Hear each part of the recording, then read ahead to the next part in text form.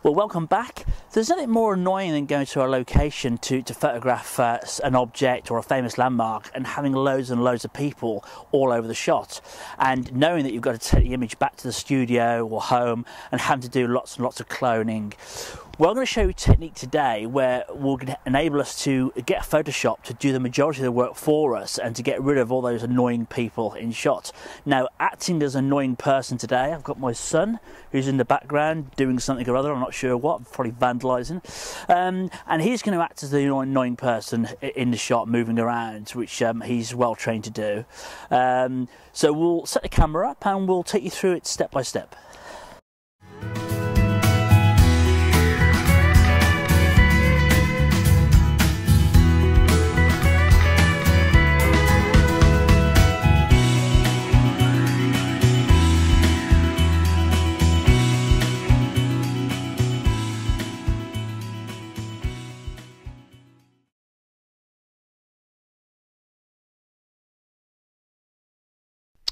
Well, welcome back. We're now in the studio, and I've got my shots together. I've processed some of these raw files into JPEGs just to keep this the resolution nice and small, so we're not slowed down by huge files. As I said earlier, this tutorial is done in Adobe Photoshop CS3 Extended. The scripts function is only available in that version, unfortunately. But don't despair if you haven't got CS3 Extended. I'll show you a free alternative solution a little later on in the video. So basically, the idea behind these shots is if you're out on location, maybe let's say a famous landmark, and you've got tourists climbing all over your shot. It can be very, very frustrating, especially if you don't want people in your images, which I think a lot of us don't. Now, my solution is always, I'll go to these locations at daybreak, at dawn, if the location's in the right area and the sun's in the right direction. That way, you can almost guarantee you're the only person out there shooting at that time in the morning, apart from maybe a few street cleaners and a couple of dogs, but you won't find many tourists about at all. So that's your best solution to this. But if you can't, for whatever reason, and you've got to shoot when there's lots of people about, then this is one way of getting round and getting rid of all those people out your shots without spending hours and hours in front of the computer. For this to work successfully, you need to take lots of shots. Now, I shot these on a tripod. This is actually a fairly easy one because I'm only really dealing with just Gabriel in shot. But if you imagine the same scene with lots and lots of tourists about, then it can become a bit of a nightmare. So you need to shoot lots and lots of images. Now, the reason for that is Photoshop needs to have frames where there's not people covering the background up. For instance, you've got a shot here of Gabriel stood in front of the platform. We also need a shot in another frame of that bit of the platform without anybody in, like this one. And it's the same with up here. There's a shot of him by the little shelter here. We also need a frame without him or anybody in front of that shelter, so Photoshop's got something to work with. You can, like I said, shoot these handheld or with a tripod. Now, the other good thing about this feature, it's absolutely great for removing image noise. So if you've got a bit of a low light situation like this was, and you haven't got a tripod, don't worry about shooting at 400 or 800 ISO because, like I said, this is a very good way of removing image noise from the image. In very basic terms, the way this works is that we run a script in Photoshop and it takes all the images we have open and combines them into a stack, into a smart object, into one single layer. Don't worry, I'll show you this in a minute.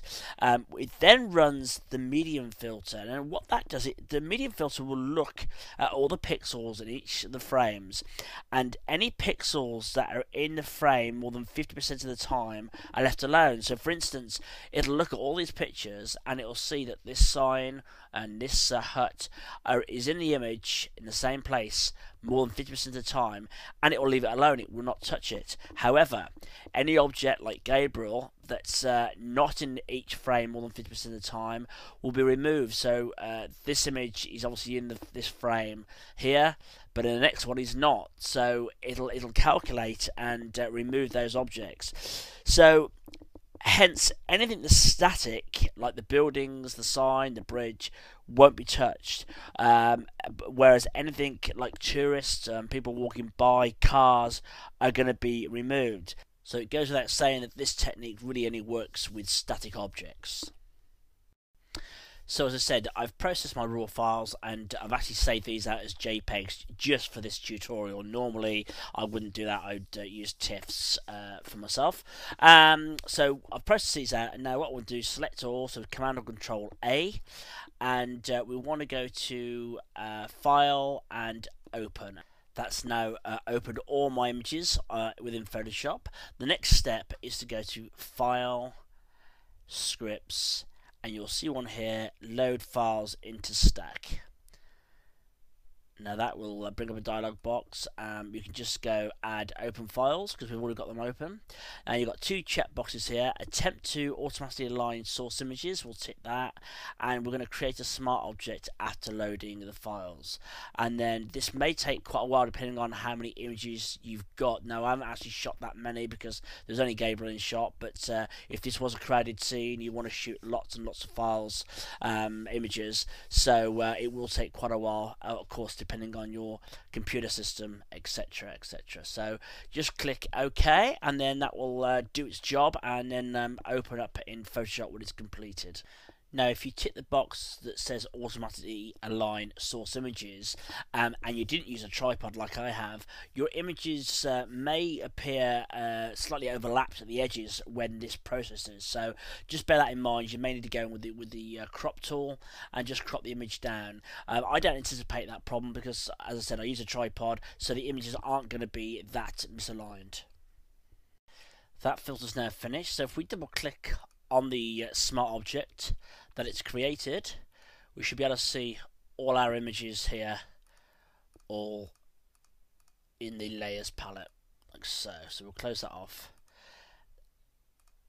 The next step is to work the magic and remove all the people, or should I say Gabriel, from our image. So we go to Layer, we go to Smart Objects, Stack Mode, and then we're going to Median. Again, depending on how many layers you've got, the file size, etc., this will take a little while to finish. As if by magic, there's our finished image without any people in shot. Now I would recommend zooming in and just checking the picture at 100% just to make sure there's no kind of ghosting or anything, any artifacts or anything, because as I said, if someone's static in a lot of the frames, you may get like a ghosting effect, and you'll need to go in with the clone brush and the healing brush tool and just clean those up. But I think you'll agree that is a big time saver if you're doing these type of shots and you've got a lot of people in there that you don't want in. This is good to know that you can literally take a series of pictures and be able to get rid of those without any manual labour. Now before I finish off, I'll just tell you about this site I came across. It's called snapmania.com. I've got no affiliation to this site. I've not even used the site, to be honest with you.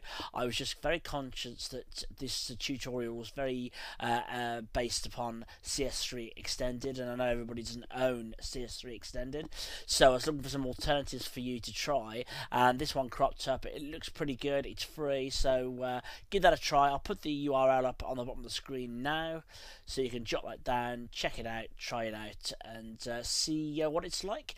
So I hope you've enjoyed this tutorial, and until next time, thanks for watching. Cheers.